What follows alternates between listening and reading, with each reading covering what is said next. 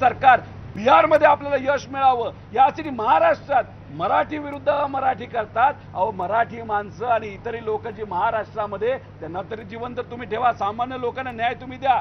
पण नाही, या सरकारला काय पाहिजे तर फक्त राजकारण करायचंय, भेदभाव करायचे, बाकी या सरकारला आणि सरकारमध्ये असणाऱ्या नेत्यांना काही घेणं देणं नाही, असं आमचं ठाम मत झालेलं आहे।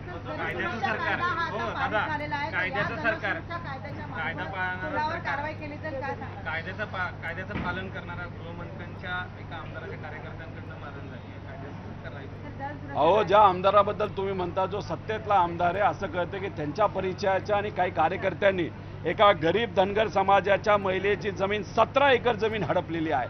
त्यांच्यावर तिथं ॲलिगेशन झालं, ती बिचारी महिला फाटकी साडी घालून न्याय मागण्यासाठी तिथं बसली होती, अजूनपर्यंत त्या महिलेला न्याय मिळाला नाही आणि त्याच कार्यकर्त्याचा हा नेता इथं येऊन गुंड आणतो आणि तिथं आव्हाड साहेबांवर त्या ठिकाणी तिथं मारहाण करण्याचा प्रयत्न करतो, नाही तर मारण्याचा प्रयत्न त्या ठिकाणी केला जातो। नशिबाचं आव्हाड साहेब त्यातून वाचले, पण हे प्रकरण आणि ही मानसिकता आणि अशी परिस्थिती या महाराष्ट्रामध्ये असेल तर अहो आमदारच सुखरूप नाहीत, खासदार सुखरूप नाही, नेते सुखरूप नाही, तर गरीब माणसं कधी सुखरूप असणार असा प्रश्न आता सामान्य गरीब लोकांना पडलेला आहे।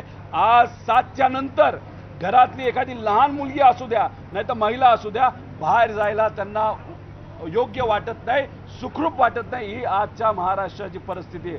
गप्पा मारतायत 2037च्या 47च्या मागे पोस्टर जर बघितलं तर महाराष्ट्र आपला कसा असेल पुढच्या 30 वर्षानंतर। अहो 30 वर्ष सोडा, आता हे 4 वर्ष राहिलेत, ह्याच्यात तरी गरीब माणसांना तुम्ही सुखरूप ठेवा, एवढीच विनंती या सरकारला त्या ठिकाणी आम्ही करतो। मंगळसूत्र चोरीचा काहीतरी प्रकार आहे, तुमच्याकडे काही माहिती आहे का? मंगळसूत्र चोरीचा काहीतरी प्रकरण आहे, आव्हाड साहेबांनी घोषणा दिली होती, त्यानंतर हे सगळं सुरू झालं। तुमच्या माहितीत काय सांगलीला जावं लागेल, जिथून कुठून ती व्यक्ती त्या ठिकाणी आहे त्या पोलीस स्टेशनमध्ये जे कुठले आजपर्यंतचे गुन्हे आहेत त्याचा पाडा आपल्याला वाचावा लागेल। काय झालं, कसं झालं, काय चोरी झाली होती, कशी झाली होती, मग खरं आपल्या सर्वांना त्या ठिकाणी कळेल असं मला वाटतं। पण अशा पद्धतीने वागणूक आमदाराला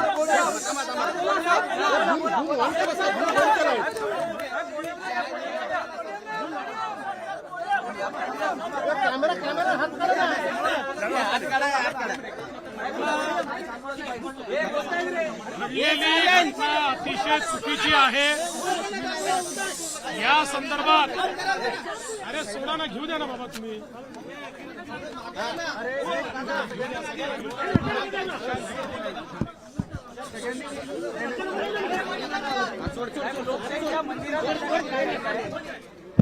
घडलेली घटना अतिशय चुकीची आहे।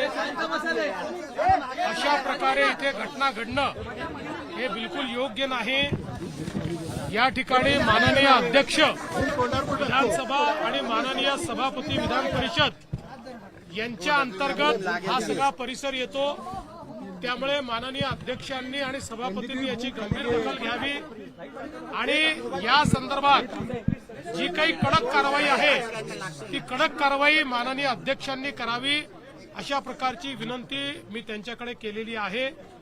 मला असं वाटतं की अशा प्रकारे एकतर या ठिकाणी इतक्या मोठ्या प्रमाणात लोक जमा होतात आणि मारामारी करतात, हे या विधानसभेला शोभणारं नाही आणि म्हणून याच्यावर निश्चित कारवाई ही झालीच पाहिजे।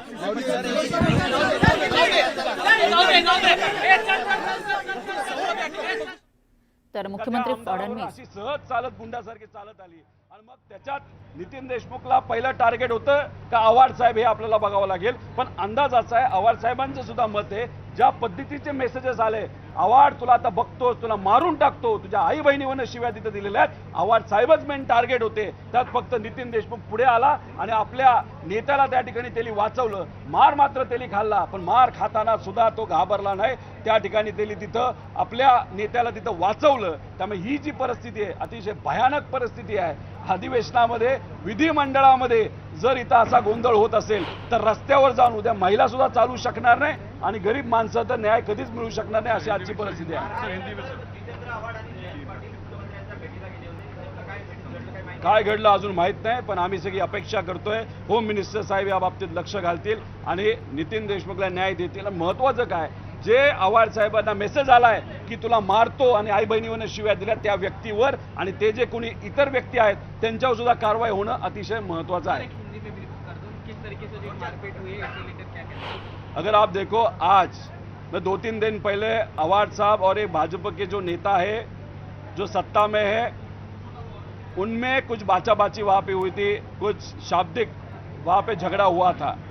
वहाँ पे जो आमदार सत्ता में उसने उनकी गाड़ी बहुत ज़्यादा फास्ट स्पीड से पोर्च में लाई थी. उसमें आव्हाड साहब पे भी गाड़ी जा सकती थी और उनके साथ एक जो व्यक्ति अपने भाई के लिए न्याय मांग रहा है, संतोष देशमुख को न्याय मांग रहा है, वो भाई भी वहाँ पे था. वो दोनों वहाँ पे बचे, लेकिन जब दरवाजा खोला तब इतने जोर से वो खोला इन दोनों को वहाँ पे लगा. लेकिन महत्वपूर्ण चर्चा थी और जो व्यक्ति वहाँ पे आए वो महत्वपूर्ण न होने के कारण कौन सा जो सत्ता में आमदार है वो व्यक्ति, इसलिए आव्हाड साहब ने उस व्यक्ति पे ध्यान नहीं दिया. संतोष देशमुख भाई जो थे उन पे ध्यान दिया, उनका क्या कहना वो समझ रहे थे.